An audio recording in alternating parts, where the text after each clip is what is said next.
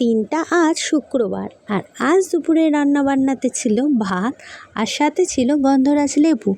আর প্রথমেই নিয়ে নিয়েছি উচ্ছে আলু বেগুন দিয়ে একটা তরকারি। এই তরকারিটা আমাদের ঘরে প্রায় হয়ে থাকে, হয় উচ্ছে আলু ভাজা, নালে উচ্ছে আলুর তরকারি। উচ্ছেটা আমাদের ঘরে প্রায় প্রতিদিনই বলতে গেলে থাকে। আর সাথে ছিল পাট শাকের বড়া। খুব একটা খারাপ লাগছিল না, আমার কিন্তু খেতে ভালোই লাগে উচ্ছের তরকারি। আর পাট শাকের বড়া দিয়ে সাথে ছিল টকের ডাল, এটাও কিন্তু ভালো হয়েছিল খেতে। যারা যারা পাট শাকের বড়া খাওনি, একবার খেয়ে কিন্তু দেখতে পারো। আমি আমার চ্যানেলে আপলোড করে দেবো পাট শাকের বড়ার রেসিপিটা, তোমরা পারলে ওখান থেকে দেখে নিতেই পারো।